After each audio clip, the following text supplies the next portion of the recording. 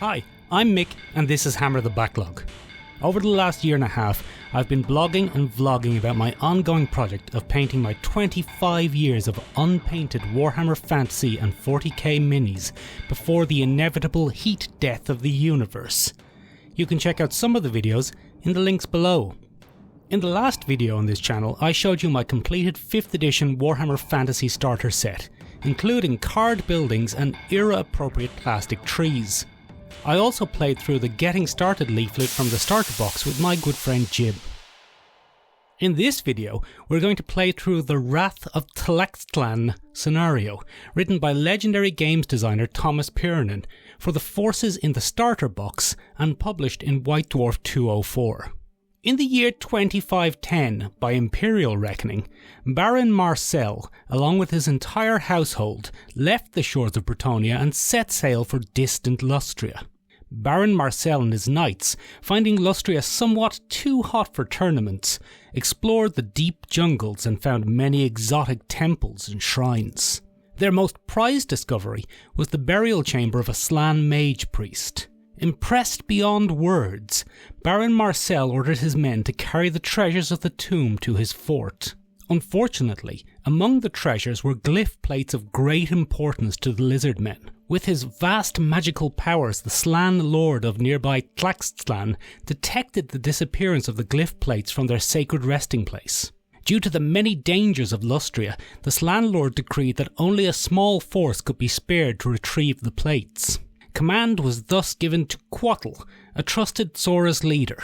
He was tasked to raid the Bretonnian keep and recover the artifacts. Marching by night to evade Bretonnian lookouts, Quattle reached the tower of Baron Marcel after 2 weeks. He waited until night fell before sending skinks to swim across the moat and scale the walls. The plan worked, the smaller lizard men overpowering the sleeping defenders and lowering the drawbridge. The larger, stronger Saurus warriors then broke down the doors and recovered the sacred artifacts. As the scuffle in the tower began to wake more and more of the knights, the lizard men slipped off into the darkness.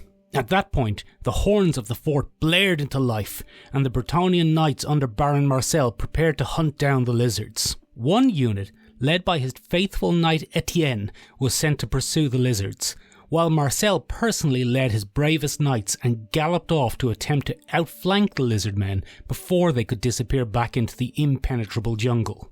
The Bretonnian peasants of the nearby village of Bregon are roused from their slumber by the horns of the knights and rush to take to the field. As the first rays of the rising sun colour the roofs of the town, it's up to the peasants to slow the lizardmen down sufficiently for the pursuing knights to catch up and smash the foul monsters. The Bretonnian bowmen deploy first, within 6 inches of the town of Bregon. The weaker regiment of knights, led by Etienne, are in hot pursuit and will show up on Bretonnian turn 2. The stronger unit of knights, led by the Baron himself, will arrive on turn 4, at a table edge determined by a dice roll.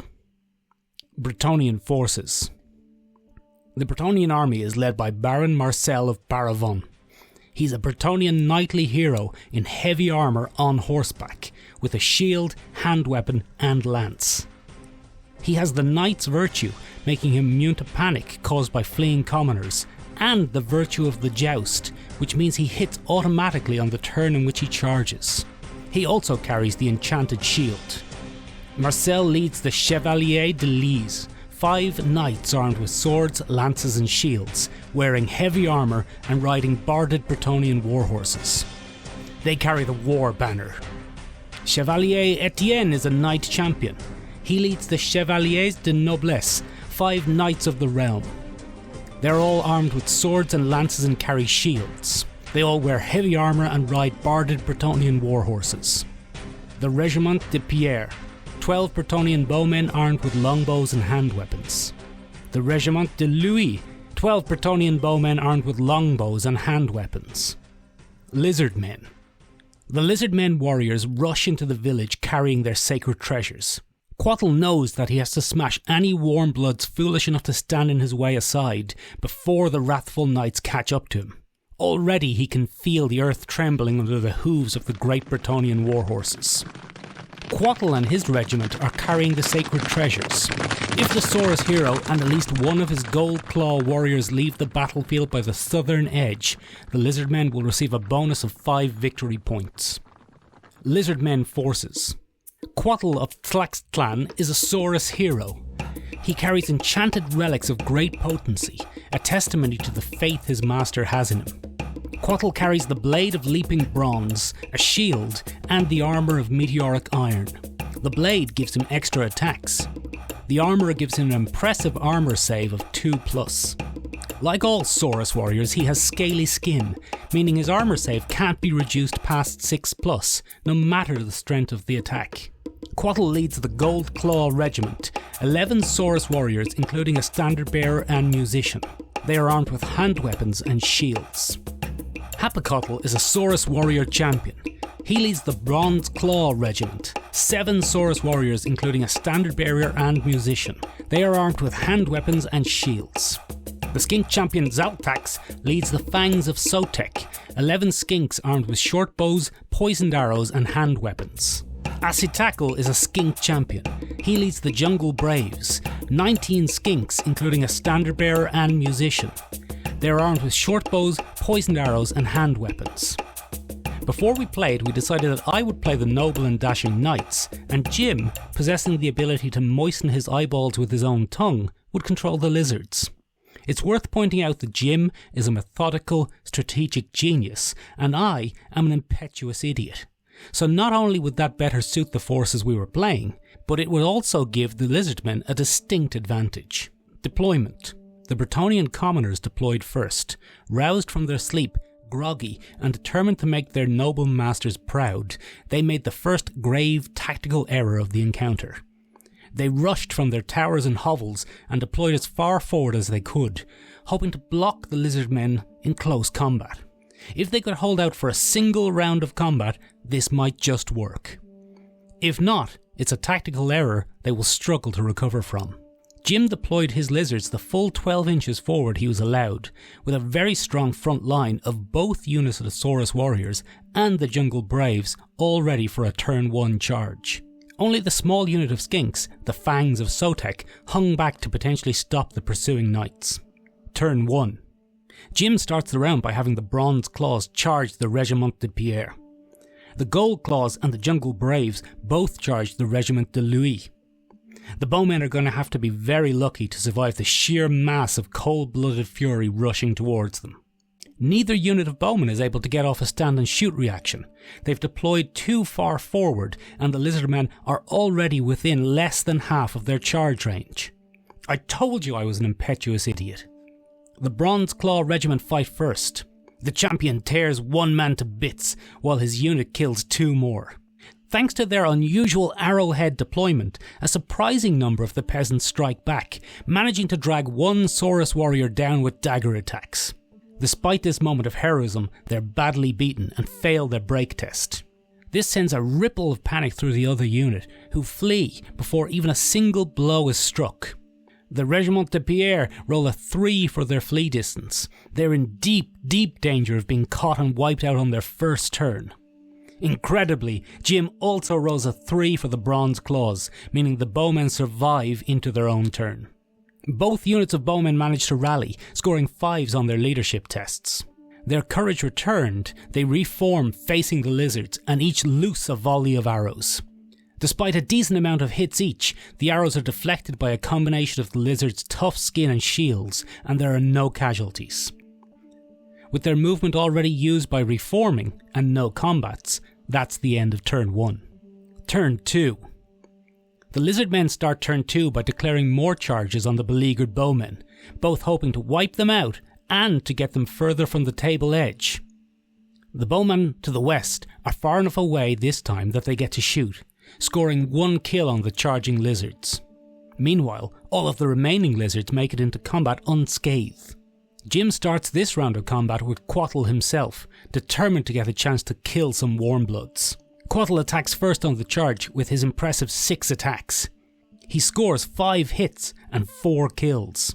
The bowmen's arrowhead formation once again leaves some of them able to strike back, scoring a Pyrrhic kill against the Skinks and Saurus warriors. The Lizardmen win by 7.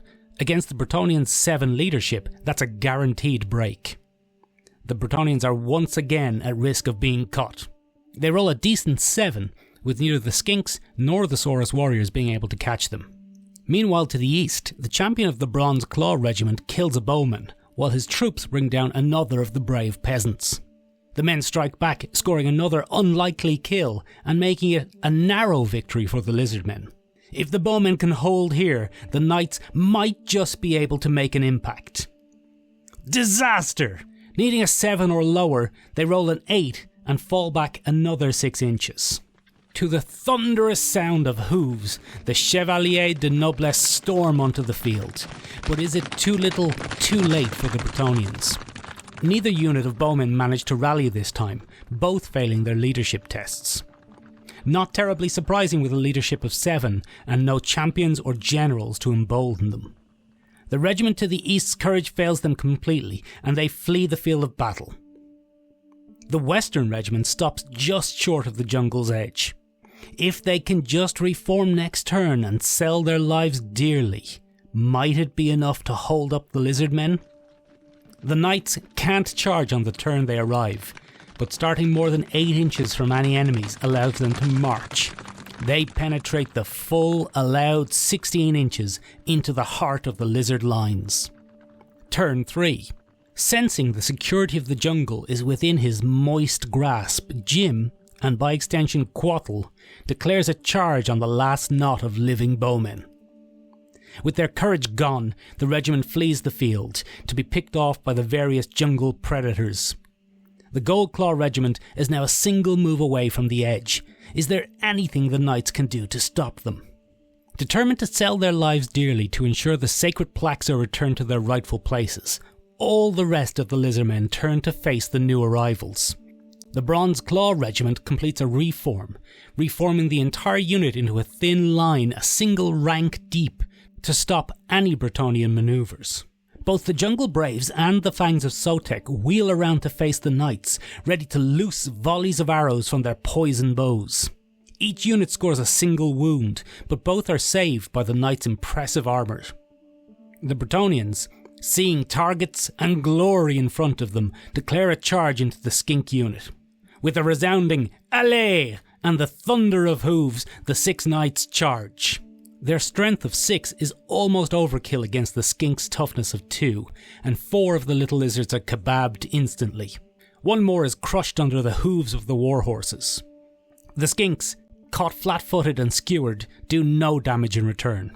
Heavily beaten, they turn to flee, but their little legs can only take them 6 inches away before they're run down and wiped out by the pursuing knights.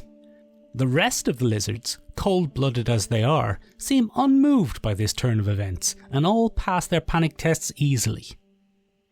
The knights have scored an easy victory, but their reckless pursuit has taken them 10 inches in the wrong direction. Turn 4. With no charges to declare, Quattle and the Goldclaw regiment slink away into the jungle with the sacred relics, scoring a huge amount of victory points for the Lizardmen. The remaining unit of Saurus warriors make the decision to engage the knights, hoping to cause some damage, or at the very least stop the rampaging knights from wiping out all the remaining Lizardmen and clawing back a draw. As the Chevalier de Noblesse spend their turn reforming to face the Lizardmen again, the distant sound of hooves signals the arrival of the Chevaliers de Lys. They might be too late to do anything useful, but that's never stopped a knight before. They use their full march move to draw up in line with the Chevalier de Noblesse, preparing for a devastating charge. Turn 5. The Bronze Claw regiment hiss challenges as they defiantly march towards the oncoming knights. They're going to sell their lives dearly to give their nimble, more intelligent cousins time to flee the battle. In their turn, the Bretonnians blow their horns and charge, 12 noble knights in full panoply of war bearing down on the unmoved Lizardmen. Baron Marcel, the famed hunter and explorer, leads the charge. His virtue of the joust hits automatically. 3 attacks, 3 wounds, 3 kills. The 4 knights accompanying him each attack once, scoring another 3 kills. The second unit, following the age-old rules of chivalry, gladly cede most of their kills to their seniors, skewering only the last remaining lizardmen. In a flurry of shouted battle cries, lances and hooves, the Saurus warriors are wiped out before they can raise a single blow in retaliation. Turn 6. The last remaining lizards see discretion as the better part of valour and slink back into the jungle they came from. Having slain every visible monster on the field, and with not a single drop of noble blood spilled, the Bretonnian knights are pretty sure they've just won the day.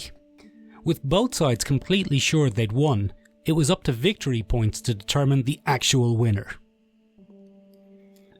Jim scored 1 point for each of the Bretonnian regiments he'd driven from the field, and a massive 5 points for escaping with the sacred plaques. I scored 1 point for wiping out the skinks, 2 points for the Saurus warriors, and 1 point for the standard that the knights captured. 7-4, a convincing victory for Jim and his moist-eyed lizards. This scenario was great fun to play, even though it was practically a foregone conclusion after I deployed my bowmen too far forward right from the beginning.